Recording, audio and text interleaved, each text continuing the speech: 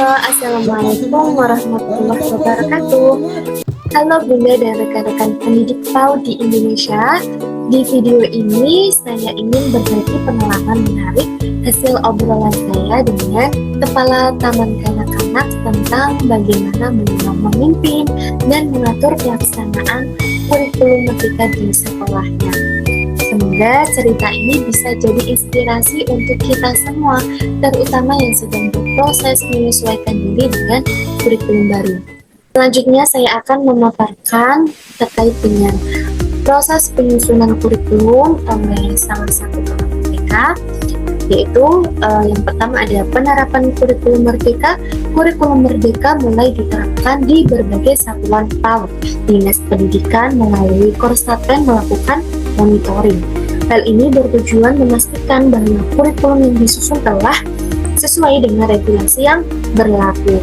Sejak menerapkan kurikulum merdeka, satuan pendidikan ini mendapat pendampingan dan monitoring dari Dinas Pendidikan, khususnya dari koordinator satuan pendidikan atau Korsatpen. Hal ini untuk bertujuan memastikan bahwa kurikulum yang disusun telah sesuai dengan regulasi yang berlaku.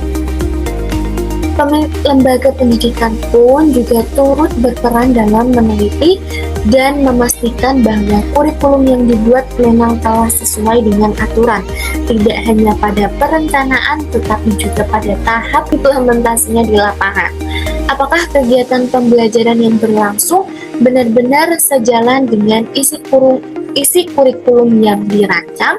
Itu menjadi fokus utama dalam evaluasi. Selanjutnya ada penyusunan kurikulum, melibatkan semua guru dan wali kelas, disesuaikan dengan usia dan perkembangan pada anak, dan kegiatan dirancang sesuai kebutuhan kelompok usia. Kolaborasi tim guru saling memberi masukan dan saran, menyusun kegiatan pembelajaran yang relevan, dan kepemimpinan partisipatif keterlibatan semua pihak. Yang menarik di sini, kepala sekolah tidak hanya kerja sendirian, tetapi beliau mengajak semua guru, khususnya wali kelas, untuk terlibat langsung dalam menyusun kurikulum tersebut. Jadi, guru wali kelas di sini membantu memberikan saran apa yang dibutuhkan oleh anak-anak berdasarkan usia dan tahap perkembangannya. Kurikulum pun dirancang agar sesuai dengan kelompok usia. Lalu isi pembelajaran disesuaikan, misalnya kegiatan bermain apa saja yang cocok untuk anak usia 4 tahun, atau bagaimana membangun keterampilan sosial anak pada usia 5 tahun. Semua guru ikut memberi ide, memberi masukan, dan juga saling melengkapi yang pastinya. Nah, apa sih strategi pelaksanaannya? Nah, di sini strategi pelaksanaannya itu ada program tahunan, semester, dan bulanan. Evaluasi rutin pun dilakukan untuk setiap bulannya, dan juga jurnal mingguan untuk mencatat proses pada pembelajaran anak. Nah, strategi utama yang diterapkan adalah konsistensi dalam perencanaan dan evaluasi setiap awal tahun ajaran. Nah, tim guru menyusun program tahunan, semesteran, hingga bulanan yang merujuk pada isi kurikulum.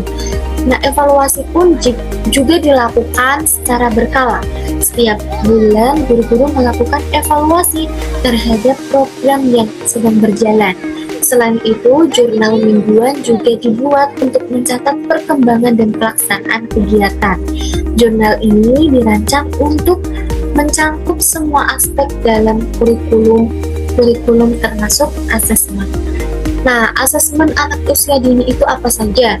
Yang pertama, fokus pada observasi saat anak bermain, dan 4-5 anak diamati secara mendalam per minggu. Penilaian dikumpulkan dan dianalisis bulanan. Asesmen dalam kurikulum merdeka difokuskan pada proses belajar anak yang mana dilakukan sambil bermain setiap hari. Guru melakukan asesmen terhadap 4 indikator berbeda yang mana tidak secara langsung memberikan penilaian numerik. Menariknya nih, asesmen dilakukan secara bergilir dalam 1 minggu. Fokus asesmen hanya pada 4 hingga 5 anak saja, khususnya di kelompok TKB.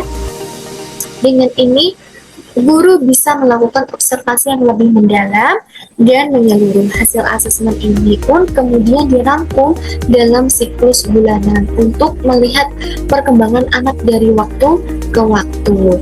Nah, selanjutnya, bagaimana tantangan dalam menerapkan penyusunan kurikulum ini? Nah, tentu saja ada beberapa tantangan yang dihadapkan. Yang pertama ada penyesuaian terhadap regulasi baru.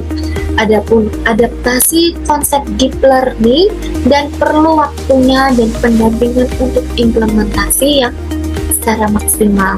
Nah, tantangan terbesar saat awal penerapan kurikulum ialah penyesuaian terhadap regulasi baru. Perubahan sistem dan pendekatan seperti konsep deep learning yang telah dibuatkan kebijakan baru yang dimana harus membuat penerapan kurikulum tidak bisa langsung 100% berjalan secara optimal.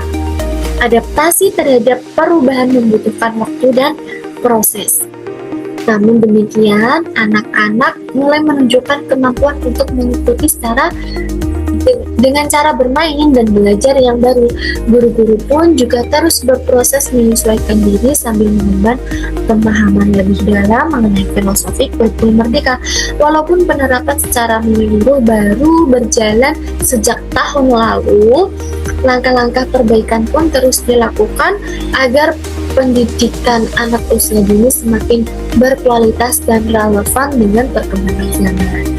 Nah, dari kesimpulan dari pemaparan saya ini, kita bisa tarik kesimpulan bahwa kepemimpinan dalam menyusun tidak luput dari kolaborasi dari antar guru yang mana sangat penting dalam menerapkannya.